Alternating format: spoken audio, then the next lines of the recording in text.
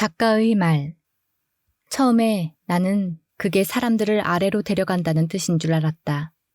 1950년대였고 나는 장의사, 언더테이커의 자식, 여러 자식 가운데 하나였다. 아버지의 직업은 나보다도 내가 어울리는 아이들에게 더 중요한 사실이었다. 너희 아버지는 뭘 하는데? 아이들은 묻곤 했다. 그걸 어떻게 하는데? 나는 그게 구멍과 구멍을 파는 것과 관계가 있는 것 같다고 말했다. 그리고 몸도 포함된다고. 죽은 몸. 아버진 죽은 사람들을 아래로 데려간다니까. 알아들어? 땅 아래로. 그럼에도 나는 내가 애쓰는 만큼 자신감 넘치는 목소리를 낼 수 없었다. 왜 아래 놓는 사람이 아닌지도 궁금했다. 죽은 사람들을 지하에 놓는 사람이라는 뜻으로 확실히 죽은 사람들을 데려가는 것은 약간 지나쳐 보였다. 그러니까 사람들이 죽었을 경우에는 그렇다는 거다.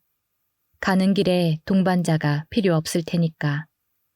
여동생은 잡화점에 데려가지만 자전거는 차고에 놓지 않는가. 나는 말장난과 말의 의미를 갖고 노는 것이 재미있었다.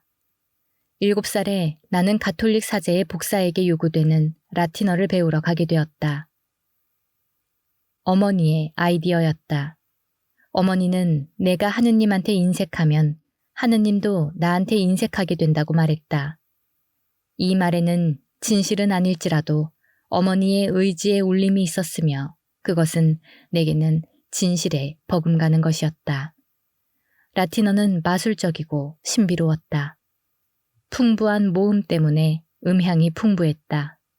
매주 화요일 4시 나는 세인트 콜럼번 성당의 케니 신부를 만나 고대의 음절들을 외웠다. 신부는 나에게 사제가 읽는 부분은 빨간색, 내가 읽는 부분은 검은색으로 적힌 카드를 주었다. 케니 신부는 아일랜드 출신이었으며 아버지의 삼촌과 신학교를 같이 다녔다. 아버지의 삼촌은 젊어서 결핵으로 죽었으며 나에게 이름을 물려주었다. 나는 어머니와 케니 신부 사이에 나의 사제 서품을 목표로 삼은 음모가 꾸며지고 있다는 것을 희미하게 알고 있었다. 나는 긴 세월이 흐른 뒤 케니 신부에게서 직접 자세한 이야기를 듣게 되었다. 신부가 은퇴하여 아일랜드 골웨이의 솔트힐로 돌아가고 난 뒤의 일이었다. 그는 세상과 교회에 일어난 변화를 감당하기 힘들어했다. 케니 신부가 성당 출입구에서 우리 아버지와 만나던 광경이 기억난다. 나는 장례식이 있을 때면 늘 학교 가는 일을 면제받았다. 깔끔한 예복 차림의 아버지, 장갑을 끼고 단추구멍에 꽃을 꽂은 웅구자들, 갈색 관, 그 뒤를 훌쩍이는 가족과 친구들. 옷은 검은색에서 흰색으로 바뀌었다. 모든 것이 영어로 바뀌었다. 규칙도 바뀌었다. 케니 신부는 이런 변화가 못마땅했다. 에드워드! 그는 출입구에 이르자 큰 소리로 불렀다. 이 장례를 경축해야 한다는 이야기를 들었네.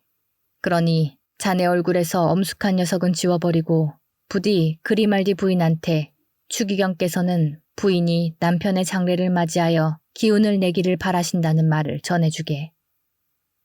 그리말디 집안 사람들은 케니 신부의 비꼬는 말에 익숙하기 때문에 전혀 그 말을 따를 분위기로 보이지 않았다. 나는 성직자복을 완전히 갖춰 입고 성수통을 든 채 사제와 아버지 사이에 서 있었다. 이제 다음에는 세례를 애도해야 한다는 이야기를 듣게 될 거야. 케니 신부는 하던 이야기에 점점 열을 내고 있었다. 시간이 됐습니다, 신부님. 아버지가 말했다. 그러자 흰 제의 차림의 사제는 분개한 표정으로 관에 성수를 뿌리고 제단 쪽으로 몸을 틀었고 오르간 연주자는 새로운 찬송가집에 들어있는 경쾌한 곡을 연주하기 시작했다. 케니 신부는 사나운 눈길로 오르간 연주자의 손을 멈추게 하고 콧구멍으로 깊이 숨을 들이쉬더니 고향에서부터 가져온 슬픈 느낌으로 낙원가의 음울한 위로를 읊조렸다. 그는 이제 어떤 것도 결코 전과 같을 수 없다는 것을 알고 있었다. 이런 가르침들 덕분에 나는 아버지가 하는 장의사 일은 죽은 사람에게 하는 일보다는 산 사람들이 사람이 죽는다는 삶의 현실을 놓고 하는 일과 더 깊은 관계가 있음을 알게 되었다. 당대의 말을 잘 다루던 사람들은 아버지가 하는 일을 두고 새로운 이름들을 만들어냈다. 장례 기사라는 말을 아버지는 참지 못했다. 늘 새로 포장하고 갱신하고 개선하는 자동차와 텔레비전과 기구처럼 왠지 과학적이고 첨단 유행을 타는 듯한 느낌을 주었기 때문이다. 장례 지도사라는 말은 일리가 있었다. 아버지는 장례식장이라는 표지판을 모두 장례 지도사로 바꾸게 했다. 힘든 처지에 놓인 사람들이 의지하는 것은 장소가 아니라 사람이라고 믿었기 때문이다. 그러나 거울에서 아버지가 보는 것은 장의사였다. 죽음을 마주한 살아있는 사람들과 함께 서서 그 일에 관해 할 수 있는 모든 일을 하겠다고 서약한 사람. 장의는 새로운 것이 전혀 아니었다. 삶 자체만큼이나 오래된 것이다. 아버지는 그렇게 이해했다. 내 친구들은 여전히 소름 끼치는 자세한 이야기를 듣고 싶어 했다. 조 프라이데이가 늘 말했듯이 사실, 그냥 사실만. 그래서 우리 아버지는 그레이 해부학과 베리 지은 병리학, 아버지가 장례학교에서 산 책들이었다. 을 펼쳐놓고 기형, 병, 죽음의 사진을 보며 나중에 포르노그래피를 볼 때 그러던 것처럼 움찔하곤 했다. 그러나 사실들은 대체로 실망스러웠다. 아무도 관에서 일어나 앉지 않았다. 아무도 유령을 보지 못했다. 손톱이나 머리카락이 계속 자라는 것이 내 눈에 띈 적도 없었다. 사후 경직도 그리 특별할 것은 없었다. 죽은 사람은 상상하기 힘든 여러 면에서 아무런 특색이 없었다. 살아있는 사람은 그렇지 않았다. 인쇄된 누드 잡지에 광택이 나는 화보에 나오는 여자들은 그렇지 않았다. 우리가 성년에 이를수록 더욱 불가사의해지고 괴기해지는 인생은 그렇지 않았다. 어쩌면 모든 세대가 마찬가지일 것이다. 섹스와 죽음이 필수 교육이라는 점은. 늘 연인 사이 같았던 우리 부모는 제2차 세계대전이 시작할 때 고등학교를 졸업했다. 어머니는 대학에 진학하고 병원에서 일을 했다. 아버지는 제1해병사단과 함께 남태평양으로, 거기에서 중국으로 갔다가 전쟁이 끝난 뒤 귀국했다. 그들의 세계는 가능성으로 가득 찬 것처럼 보였다. 그들의 섹스에 대한 욕구는 굶주림과 아슬아슬한 죽음의 위기 때문에 더 강렬해졌지만 임신의 위험 때문에 피해야 했고 전쟁으로 미루어졌다가 베이비붐에 이르러 활짝 피어났다. 그들에게 섹스와 죽음은 반이어였다. 정직한 사람과 악당, 동정녀와 창녀, 옳은 사람들과 틀린 사람들. 우리가 갖고 있는 그들의 사진조차 흑백이다.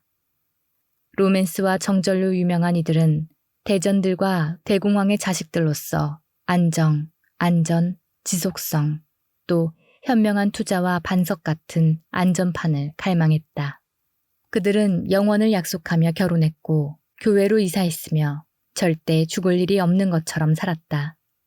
우리 세대, 이 베이비붐 세대는 머리에 핵폭탄이라는 총이 겨녀진 상태에서 태어나 쿠바와 베를린에서 그 총의 공이치기가 당겨진 상태에서 자랐고 사랑과 죽음을 텔레비전에 나오는 만화처럼 보았다.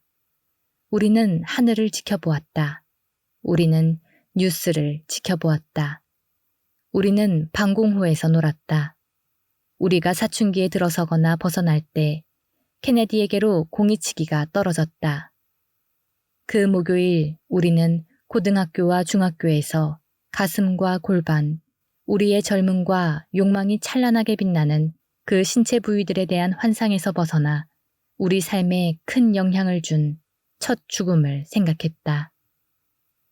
섹스와 죽음, 우리 삶에서 이 창조적 힘이 죽음의 힘과 이런 식으로 공교롭게 겹쳤기 때문에 그 뒤로 우리의 삶과 죽음이 마구잡이로 보였던 것일까?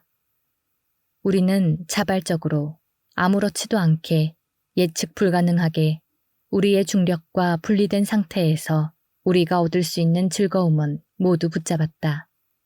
어차피 이 생은 한 바퀴 돌고 갈 뿐이었다. 우리가 사랑하는 사람과는 함께 할 수 없다 해도 자기야, 우리는 함께 있는 사람을 사랑했잖니. 그때나 지금이나 우리는 롤러스케이트를 타는 북극곰처럼 우아하게 커밍스의 세심한 은유, 나이가 든다.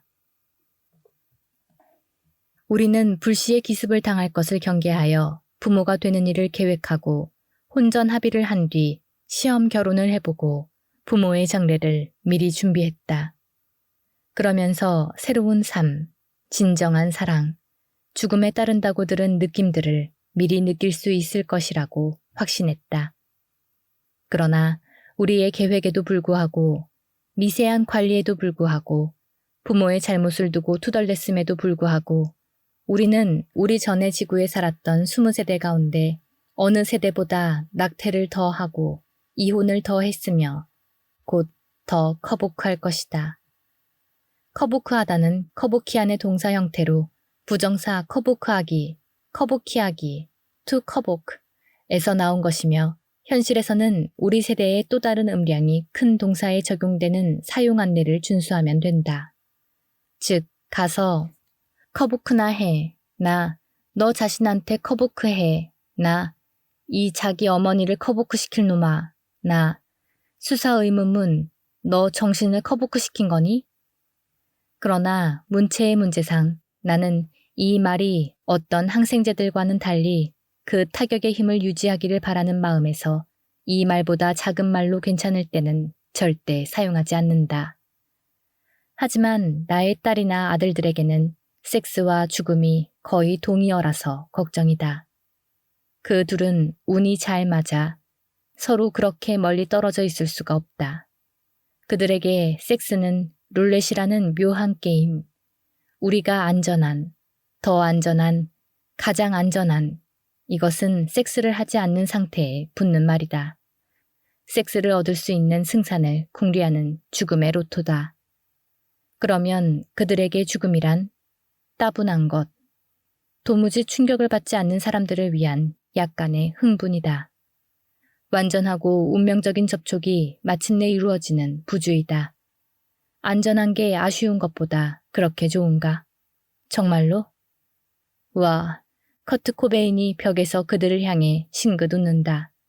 그는 그걸 느꼈을지 궁금해. 누군가가 말한다. 그들은 테크놀로지가 너무 풍부한 세계에 살아서 모든 게 전부 다 잘 작동한다.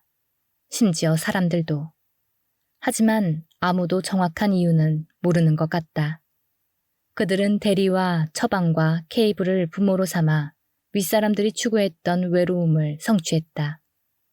그들은 20대로 들어서면서 자신을 찾기보다는 출구를 찾는 데 관심을 가진다. 믿음도 희망도 사랑에 대한 배움도 없는 상태에서 그들은 버탈 사람을 찾아 아기를 낳고 엄청난 수가 이루 말할 수 없는 폭력적 방법으로 자살을 한다. 걱정 말라고, 행복해지라고, 자신과 자존심을 돌보라고 말하는 대중문화, 대중심리학, 위무하는 종교에서 얻는 의미에서 결핍을 느끼고 괴로워하다가 그들은 부모가 그들에게 남긴 영적 공허와 더불어 그 공허를 채우려고 쓴 카드에서 나오는 청구서를 상속받기를 기다리고 있다.